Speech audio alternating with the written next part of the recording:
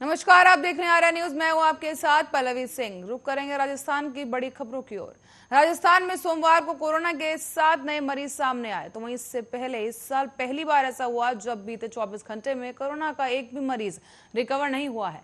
ऐसे में प्रदेश में एक्टिव केस का ग्राफ भी फिलहाल बढ़ गया है। रविवार को 20 मरीज ठीक हुए, जबकि 5 नए पॉजिटिव मिले। इसी तरह से 18 अगस्त को 19 मरीज रिकवर हुए। औसतन 10 से 12 मरीज रोज ठीक हो रहे हैं। चिकित्सा और स्वास्थ्य विभाग राजस्थान ने सोमवार को जारी किए गए एक रिपोर्ट के अनुसार जयपुर में 4 और अलवर, बीकानेर, झालावाड़ में एक एक केस मिला है। कोरोना एक्टिव मरीजों की संख्या बढ़कर अब 152 हो गई है। और इसी के साथ ही पिछले दिन जब मुख्यमंत्री अशोक गहलोत की मौजूदगी में कोरोना की रिव्यू मीटिंग की गई तो सीनियर डॉक्टर ने सवाई मानसिंह अस्पताल में पूर्व अध्यक्ष वीरेंद्र सिंह ने दूसरी लहर आने का सबसे बड़ा कारण त्योहार और चुनाव बताया। ऐसे में अब फिर से एक बार त्योहार और चुनाव का असर तीसरी लहर का कारण बन सकता है।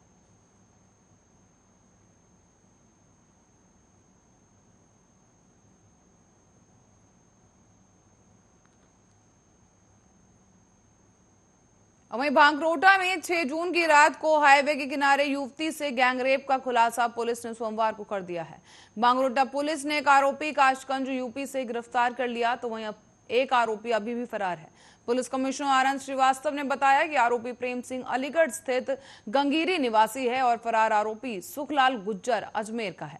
नाहरगढ़ निवासी पीड़िता 6 जून की रात को सी स्कीम स्थित एक रेस्टोरेंट में पार्टी के बाद दोस्त रक्षित खंडेवाल के साथ कहीं जा रही थी कि तभी रास्ते में रक्षित से कहासुनी हो गई और रक्षित ने कमला नेहरू पुलिया के पास रात 2 बजे पीड़िता को कार से नीचे उतार दिया। इस दौरान प्रेम सिंह और सुखलाल पहुंच गए और रेप किया। ऐसे में आरोपी पीड़िता को फोन भी वो उठा के ले गया। और ऐसे में एडिशनल डीसीपी राम सिंह शेखावत ने बताया कि आधी रात को युवती को हाईवे पर अकेले छोड़ने पर रक्षित पर भी कार्रवाई की जाएगी। प्रभारी डीसीपी वेस्ट रीचा तोमर ने बताया कि वैशाली नगर राय सिंह बेनीवाल के नेतृत्व में गठित की गई टीमों को आरोपियों के घर भेजा गया है। दोनों घर से लंबे समय से फरार थे और एक हफ्ते में यूपी में दर्जन मुखबिर तैयार कर दिए गए हैं और कासगंज में आरोपी को पकड़ लिया गया। और राजस्थान के जोधपुर में 12 साल की दुष्कर्म पीड़िता ने एक बच्चे को जन्म दिया है। बताया जा रहा है कि रविवार रात को जोधपुर के एक अस्पताल में बच्चे को जन्म दिया गया है। इसके बाद लड़की को नजदीकी शहर में एक अस्पताल में भर्ती कराया गया। राजस्थान बाल कल्याण समिति के अध्यक्ष धनपत गुर्जर ने बताया है कि मां और बच्चे दोनों की हालत खतरे से बाहर बताई जा रही है। उन्होंने ये भी कहा कि लड़की के माता पिता अपनी बेटी के पेट में तेज दर्द की शिकायत के बाद पहले उसे बालसेर में अपने गांव के पास एक अस्पताल ले गए। अस्पताल में गर्भवती होने की जानकारी मिलने के बाद लड़की के माता पिता चाहते थे कि डॉक्टर उसका बच्चा गिरा दे। हालांकि स्थानीय अस्पताल ने मामले को जोधपुर अस्पताल रेफर कर दिया और पुलिस को भी सूचना दे दी गई। इस बीच जोधपुर अस्पताल में लड़की ने पुलिस और डॉक्टरों को बताया कि उसके स्कूल में 2 लड़कों ने उसके साथ रेप किया। हालांकि पुलिस इस मामले पर चुप्पी साधे हुए है, लेकिन सूत्रों का कहना है कि लड़की के नाम वाले 2 लड़कों से पूछताछ की जा रही है। साथ ही 9 महीने पहले जब लड़की स्कूल से अपना होमवर्क चेक करवाकर वापस लौट रही थी, तभी इन लड़कों ने लड़की के साथ रेप किया है। पुलिस ने बताया कि इस पूरे मामले में केस दर्ज कर लिया गया है और आगे की जांच की जा रही है।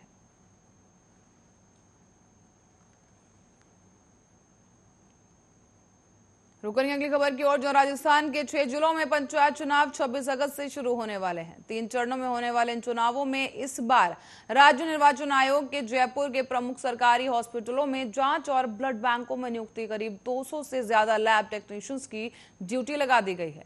और अब अस्पतालों में अगले कुछ दिनों तक जांच और ब्लड बैंक की सेवाएं प्रभावित हो सकती हैं। जयपुर के संगानेरी गेट महिला चिकित्सालय के ब्लड बैंक में लगे 8 से 6 कर्मचारियों की ड्यूटी चुनावों में लगा दी गई है।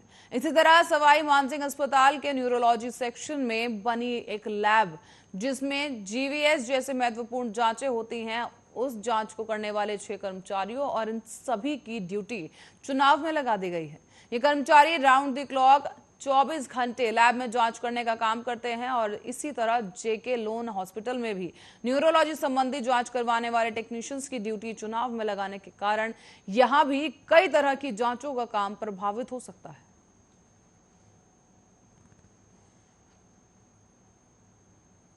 बड़ी अगली खबर की ओर, जहां आज से 10 साल पहले जिस अगस्ता हेलीकॉप्टर से मुख्यमंत्री अशोक गहलोत बाल बाल बचे थे। उस हेलीकॉप्टर को अब कोई खरीदार ही नहीं मिल रहा। बता दें, राजस्थान सरकार इस अगस्ता हेलीकॉप्टर को अब 12वीं बार बेचने का प्रयास कर रही है। पिछली बार इसकी रिजर्व प्राइस 4.5 करोड़ रखी गई थी, लेकिन इस कीमत पर भी यह नहीं बिका। अब इसकी कीमत और कम करने की तैयारी की जा रही है और राजस्थान सरकार ने बीजेपी राज के वक्त 2005 में इसे 30 करोड़ में खरीदा था।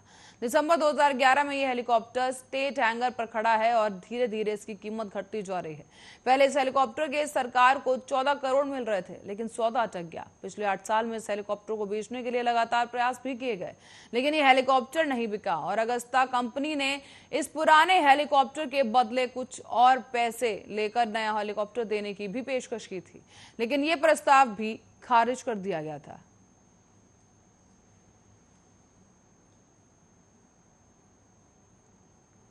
तो वहीं राजस्थान राज्य के विद्युत उत्पादन निगम लिमिटेड ने पर्सनल ऑफर और असिस्टेंट इंजीनियर, जूनियर और अकाउंट ऑफिसर समेत 175 पदों के लिए होने वाली भर्ती परीक्षा के एडमिट कार्ड जारी कर दिए हैं। उम्मीदवारों ने इन पदों के लिए ऑनलाइन आवेदन किया था, तो वहीं अब निगम की वेबसाइट energy.rajasthan.gov.in पर जाकर अब छात्र अपना एडमिट कार्ड डाउनलोड कर सकते हैं। निगम के मुताबिक इस भर्ती परीक्षा का आयोजन देश भर के विभिन्न शहरों में 4 सितंबर से 12 सितंबर तक किया जाएगा।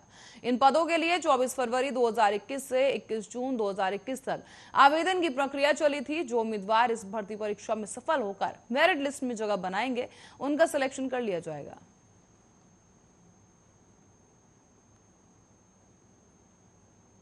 वहीं हमारे समाज में भले ही अंतरजातीय विवाह का विरोध होता हो, लेकिन सामाजिक समरसता कायम करने के लिए, अस्पृश्यता निवारण के लिए गहलोत सरकार की ओर से डॉक्टर सविता बैन अंबेडकर अंतर्राज्यीय विवाह प्रोत्साहन योजना में सहायता राशि बढ़ाने के बाद अब योजना को पंख लग रहे हैं। सामाजिक न्याय और अधिकारिता विभाग में बड़ी संख्या में युगल विवाह के लिए आवेदन कर रहे हैं। कोरोना संकट भी युगलों को विवाह करने से रोक नहीं सका। कोरोना काल में भी 90 युगलों ने सरकार की गाइडलाइन के तहत अंतरजातीय विवाह किया है। योजना के तहत पिछले साल सरकार ने 33 करोड़ 55 लाख और मौजूदा साल में 4 करोड़ 50 लाख रुपए की आर्थिक सहायता प्रदान की है। सामाजिक न्याय और अधिकारिता विभाग की ओर से संचालित इस अंतरजातीय विवाह प्रोत्साहन योजना के तहत राज्य सरकार 5 लाख की आर्थिक राशि जो है सहायता के तौर पर प्रदान करती है और इनमें से 3,75,000 रुपए राज्य सरकार और 1,25,000 रुपए केंद्र सरकार प्रदान करती है। साल 2013 से पहले प्रोत्साहन राशि महज 50,000 रुपए थी। इसी के साथ ही बता दें कि इसके बाद अब राज्य सरकार ने अंतरजातीय विवाह को बढ़ावा देने के लिए प्रोत्साहन राशि 5 लाख रुपए तय कर दी है। अंतरजातीय विवाह करने के मामले में राजस्थान में अजमेर, कोटा, श्रीगंगानगर, जयपुर और अलवर टॉप 5 जिलों में शामिल है।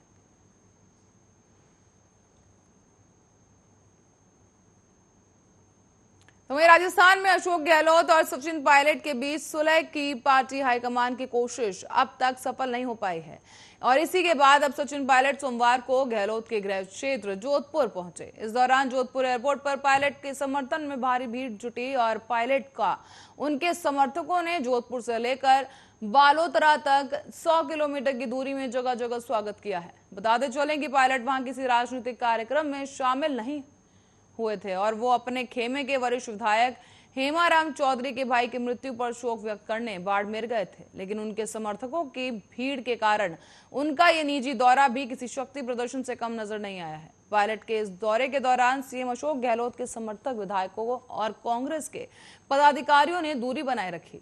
इसके चलते यहां भी पार्टी पूरे खेमे में बटी हुई नजर आई। पायलट दिल्ली से इंडिगो की फ्लाइट से रवाना होकर जोधपुर एयरपोर्ट पहुंचे थे और वहां से सड़क मार्ग के रास्ते बालोतरा के जानियाना के मलूजी की ठाणी पहुंचे थे। वहां पर पायलट ने पूर्व राजस्व मंत्री और गुंडामलानी विधायक हेमाराम चौधरी के छोटे भाई जैसाराम के निधन पर शोक व्यक्त किया। इस दौरान पायलट के साथ लाडनो विधायक मुकेश भांकर, परबतसा विधायक रामनिवास गावड़िया और पीसीसी उपाध्यक्ष राजेंद्र चौधरी भी मौजूद रहे। बढ़ी अगली खबर की ओर, जो सुप्रीम कोर्ट ने अदालत परिसरों में सुरक्षा व्यवस्था पुख्ता करने और जजों की सुरक्षा के मामले में राज्य सरकार को जवाब दाखिले के लिए एक और मौका दिया है। लेकिन राजस्थान में कोर्ट परिसरों की सुरक्षा की फाइल करीब 1.5 साल से पेंडुलम बनी हुई है। फाइल सरकारी दफ्तरों के चक्कर लगा रही है और जजों कोर्टों की सुरक्षा भगवान भरोसे है। पुलिस महकमा सिक्योरिटी देने के लिए संसाधन और मैन पावर मांग रहा है, तो वहीं सरकार कभी देने से इनकार कर रही है तो कभी बजट सत्र के दौरान मंजूरी देने का तर्क दे रही है। प्रदेश में आम जनता को सुरक्षित और भयमुक्त वातावरण देने के सरकार दावे कर रही है, लेकिन दावा ही दावा है पुख्ता सुरक्षा व्यवस्था देने का। लेकिन जिन जगहों पर रोजाना अपराधियों की आम दफरत है वहां पर वो जगह ही महफूज नहीं है। बता दें कि इसके साथ ही प्रदेश की कोर्ट परिसरों की सुरक्षा के लिए पुलिस महकमा लगातार इंतजाम की मांग कर रहा है, लेकिन 1.5 साल से सिक्योरिटी की यह फाइल दबी हुई है। बदमाशों को पेशी के लिए जेल से कोर्ट लाया जाता है। इस दौरान कोर्ट परिसर में ही बदमाशों के आपस में टकराने की भी कई घटनाएं सामने आ चुकी हैं। तो वहीं इन घटनाओं के बाद कोर्ट के परिसरों की सुरक्षा के लिए सरकार को निर्देश दिए गए। इसके बाद भी फाइल कई दफा दफ्तरों में चक्कर लगा चुकी है और अब तक कोई कार्रवाई नहीं की गई। और दुनिया भर में बदलते मौसम ने वैज्ञानिकों की चिंता को बढ़ा दिया है और ऐसा ही एक मामला ग्रीनलैंड से भी सामने आया है, जहां पर इतिहास में पहली बार ग्रीनलैंड के सर्वोच्च बर्फीले शिखर पर मूसलाधार बारिश हो गई है, जिसकी वजह से वैज्ञानिकों की चिंता बढ़ गई। विस्तार से समझने के लिए देखिए ये रिपोर्ट।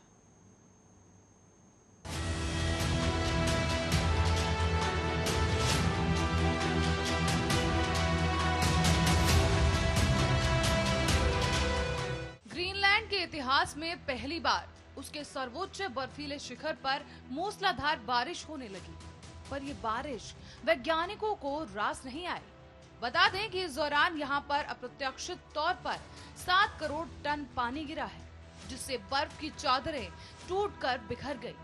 तो वहीं हाल ही में 9 घंटों तक हुई इस घटना से ग्रीनलैंड के शिखर पर एक दशक के अंदर तीसरी बार फ्रीजिंग पॉइंट से ज्यादा तापमान लुढ़क गया। ये आंकड़े national science foundation summit station ने साझा किए हैं। बताते चले कि national science foundation summit station के अनुसार 10,551 फीट ऊंचे शिखर पर इससे पहले कभी भी इतनी बारिश रिकॉर्ड नहीं की गई। हालांकि इससे पहले भी बारिश जरूर हुई, लेकिन शिखर के ऊपर कभी नहीं। आसपास के इलाकों में 1995, 2012 और 2019 में भी बारिश हुई थी, जिसकी वजह से तापमान शून्य के ऊपर चला गया था। अब यहाँ आपको बता दें कि तापमान बढ़ने का मतलब होता है ग्रीनलैंड की बर्फ की चादरों का टूटना, बिखरना और उन चादरों का पिघल जाना। US national snow and ice data centre यानी NSIDC के अनुसार 14 अगस्त को हुई बारिश की वजह से 8.72 लाख वर्ग किलोमीटर के इलाके में बर्फ पिघल गई थी। तो वहीं 15 अगस्त को ये घटकर 7.54 लाख वर्ग किलोमीटर तक हो गई, जबकि 16 अगस्त को घटकर 5.12 लाख वर्ग किलोमीटर तक बर्फ पिघल गई। यानी इन 3 दिनों में कुल मिलाकर 2.13 करोड़ वर्ग किलोमीटर इलाके में फैली बर्फ के पिघलने की घटनाएं घटी। 3 दिनों में यहाँ पर इतना पानी गिरा जितना 1981 से 2010 के बीच 1.86 करोड़ वर्ग किलोमीटर इलाके में फैली हुई बर्फ पिघल गई थी। शोधकर्ता टेट स्कैम्बोस ने कहा कि 10,551 फीट ऊंचे इस शिखर पर इससे पहले इतनी ज्यादा बारिश इतिहास में कभी नहीं हुई। इस बारिश की वजह से जितनी बर्फ एक दिन में पिघली है, वो आमतौर पर ग्रीनलैंड में एक हफ्ते या साल के इसी समय में इतनी पिघलती है। साथ ही आपकी जानकारी के लिए आपको बता दें कि बारिश में ग्लेशियर और बर्फीली जगहों की बर्फ पिघलती है।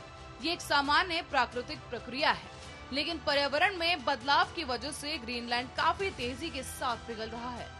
पिछली बारिश के बाद बर्फ अब काफी ज्यादा पिघलने लगी, जो कि हैरत अंगेज था।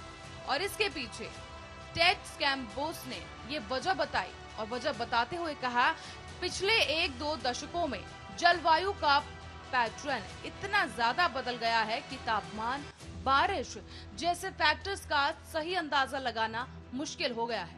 हम जलवायु और पर्यावरण दोनों को गर्म करने की सीमा पार कर चुके हैं।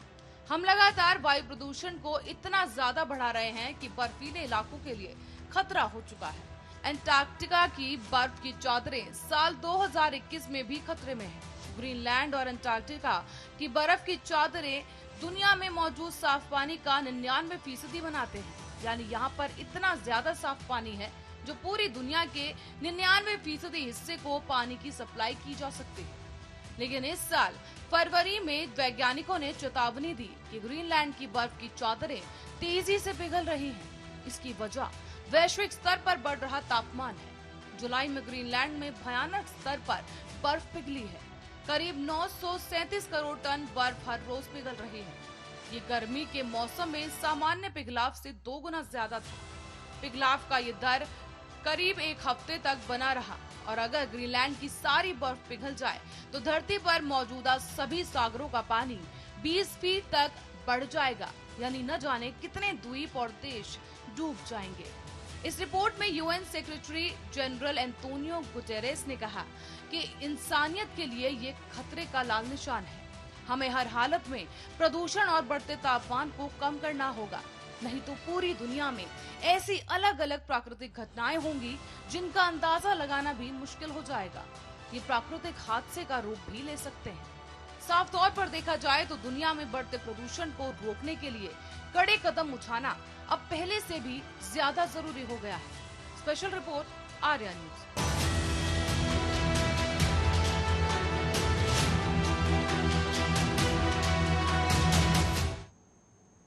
तो वहीं अफगानिस्तान में तालिबान का कहर जारी है और तालिबान अफगानिस्तान के कई हिस्सों पर अपना कब्जा भी जमा चुका है। पर अब तालिबान को टक्कर देने वाला कोई आ गया है। आखिर कौन है वो जिसने दहशतगर्दों के 300 तालिबानियों को मौत के घाट उतार दिया? देखिए इस रिपोर्ट में।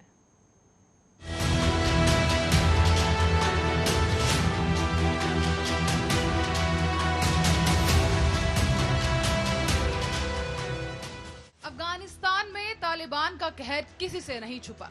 लोग जान बचाने के लिए भाग रहे हैं। हर तरफ अफरा तफरी का माहौल है। पर इन सब के बीच अब तालिबान अफगानिस्तान के बाकी बचे हिस्सों पर भी हुकूमत काबिज करने के लिए निकल पड़ा है। और इस बीच कोई ऐसा भी है जिसने तालिबान को भी डरा दिया है, जिससे तालिबानी भी खौफ खाते हैं और जिसने एक ही झटके में तालिबान के 300 दहशतगर्दों को ढेर कर दिया। तो चलिए आपको बता दें कि अफगानिस्तान का एकमात्र इलाका पंजशीर है जो तालिबान के कब्जे से बाहर है और अब तालिबानी आतंकी पंजशीर की तरफ बढ़ रहे हैं। कार्यवाहक राष्ट्रपति अमरुल्लाह सालेह ने इसे तालिबान का आत्मघाती कदम बताया है। तो वहीं सालेह का दावा है कि पंजशीर की तरफ जाने इस स्लॉग हाईवे को अब बंद कर दिया गया है। पर इन सब के बीच पंजशीर के रास्ते में अद्राब घाटी भी है जो तालिबानियों के गले की हड्डी बन चुकी है। वहां नॉर्दर्न अलायंस के हमले में कई तालिबानी आतंकियों के मारे जाने का दावा है। ये घात लगाकर तालिबान पर हमला किया गया था और इससे पहले बागलान में जबल ए सिराज में 300 से ज्यादा तालिबानियों को मारने का दावा किया जा रहा है। दरअसल बागलान प्रांत तालिबानी कब्जे से आजाद हुआ था। सालेह और अहमद मसूद की नॉर्दर्न अलायंस ने बागलान प्रांत को तालिबानी कब्जे से आजाद करा दिया। 34 प्रांतों वाले अफगानिस्तान में अब 2 प्रांतों में अफगानिस्तान का झंडा लहरा रहा है, जबकि 32 प्रांत अभी भी तालिबान के कब्जे में है। इस जीत के बाद कार्यवाहक राष्ट्रपति सालेह की एक ताजा फोटो भी सामने आई, जिसमें वो एक प्ले कार्ड लिए हुए दिख रहे हैं और पीछे अफगानिस्तान का झंडा है और प्ले कार्ड पर लिखा है अल्लाह इज ग्रेट। साथ ही अफगानिस्तान से आ रही रिपोर्ट्स के मुताबिक बागलान की लड़ाई में 300 से ज्यादा तालिबानी लड़ाके मारे गए। तालिबानी बागलान में 30 से ज्यादा हथियारबंद वाहन, लैंड माइन और हथियार छोड़कर काबुल भाग गए और ये बागलान के जिले दीह सलाह में नॉर्दर्न अलायंस की जीत के बाद की है, जहां पर गाड़ियों पर भी पूरी शान से अफगानिस्तान का झंडा लहरा रहा है। दूसरी तरफ बागलान में मुंह की खाने के बाद तालिबान अपने लड़ाकों को पंजशीर इकट्ठा कर रहा है। ये जानकारी खुद कार्यवाहक राष्ट्रपति अमरुल्लाह सालेह ने ट्वीट कर दी। सालेह ने लिखा कि पड़ोसी अदराब प्रांत में मुंह की खाने के बाद तालिबान ने अपने लड़ाके पंजशीर घाटी के प्रवेश द्वार के पास इकट्ठा करना शुरू कर दिया है। इस बीच सालांग हाईवे को हमारे लड़ाकों ने बंद कर दिया है। कुछ इलाके ऐसे हैं जहां जाने से बचना चाहिए, जल्द मिलेंगे। पंजशीर में तालिबान की राह कतई भी आसान नहीं होगी, क्योंकि ये पूरा इलाका नॉर्दर्न अलायंस का गढ़ है। चारों तरफ ऊंची पहाड़ियां हैं जहां पर नॉर्दर्न अलायंस के लड़ाके मौजूद हैं। ऐसे में तालिबानी लड़ाकों पर ऊंचाई से गोलियां बरसाई जाएंगी, जिससे बचने का उनके पास मौका बेहद ही कम होगा। अब चलिए आपकी जानकारी के लिए आपको बता दें कि पंजशीर घाटी काबुल के उत्तर में हिंदू कुश में स्थित है। ये क्षेत्र 1980 के दशक में सोवियत संघ और फिर 1990 के दशक में तालिबान के खिलाफ प्रतिरोध का गढ़ था। इस घाटी में 1.5 लाख से अधिक लोग, घाटी में सबसे अधिक ताजिक मूल के लोग रहते हैं और चूंकि पंजशीर घाटी हमेशा प्रतिरोध का केंद्र बना रहा, इसीलिए इस क्षेत्र को कभी भी कोई जीत नहीं सका है। ना सोवियत संघ, ना अमेरिका और ना ही तालिबान इस क्षेत्र पर कभी कोई नियंत्रण नहीं कर सका। तो वहीं तालिबान ने अब तक पंजशीर पर हमला भी नहीं किया था और एक्सपर्ट्स मानते हैं कि पंजशीर घाटी एक ऐसी जगह है और ऐसी जगह पर है जो इसे प्राकृतिक किला बनाता है और इसे हमला ना होने का एक मुख्य कारण बनाया जाता है। अहमद मसूद, अमरुल्लाह सालेह, मोहम्मद खान पंजशीर प्रतिरोध के सबसे बड़े नेताओं में से हैं। पंजशीर घाटी क्षेत्र को नॉर्दर्न अलायंस भी कहा जाता है। नॉर्दर्न अलायंस 1996 से लेकर 2001 तक काबुल पर तालिबान शासन का विरोध करने वाले विद्रोही समूहों का गठबंधन था और इस गठबंधन में अहमद शाह मसूद, अमरुल्लाह सालेह के साथ ही करीम खलीली, अब्दुल राशिद दोस्तम, अब्दुल्ला मोहम्मद, मोहिकिक अब्दुल्ला कादिर, मोहसेनी जैसे लोग शामिल थे। तो वहीं आपको बताते चलें कि अमरुल्लाह सालेह मौजूदा वक्त में कहां है ये साफ नहीं है, लेकिन स्थानीय मीडिया रिपोर्ट्स के मुताबिक वो पंजशीर घाटी में ही है और उन्होंने 19 अगस्त को ट्विटर पर लिखा, देशों को कानून के शासन का सम्मान करना चाहिए, हिंसा का नहीं। अफगानिस्तान इतना बड़ा है कि पाकिस्तान निगल नहीं सकता। ये तालिबान के शासन के लिए बहुत बड़ा है। अपने इतिहास को अपमान कर एक अध्याय न बनने दे और आतंकी समूहों के आगे नतमस्तक न हो। तो वहीं अहमद शाह मसूद के बेटे अहमद मसूद ने भी अफगानिस्तान में तालिबान के आतंक के खिलाफ पश्चिमी देशों से मदद मांगी है। वॉशिंगटन पोस्ट में उन्होंने लिखा, मैं पंजशीर घाटी से लिख रहा हूँ, मैं अपने पिता के नक्शे कदम पर चलने के लिए तैयार हूँ। मुजाहिदीन लड़ाके एक बार फिर से तालिबान से लड़ने को तैयार हैं। हमारे पास गोला बारूद और हथियारों के भंडार हैं, जिन्हें मैं अपने पिता के समय से ही जमा करता रहा हूँ, क्योंकि हम जानते थे कि ये दिन आ सकता है। उन्होंने आगे लिखा कि तालिबान सिर्फ अफगान के लोगों की समस्या नहीं है, तालिबान के नियंत्रण से अफगानिस्तान कट्टरपंथी इस्लामी आतंकवाद का मैदान बन जाएगा और यहाँ एक बार फिर लोकतंत्र के खिलाफ साजिश रची जाएगी। Special report, Arya news. इस रिपोर्ट के साथ साथ बुलेटिन में फिलहाल के लिए इतना ही। देश और दुनिया की तमाम खबरों के लिए बने रहे हमारे साथ, देखते रहे आर्या न्यूज।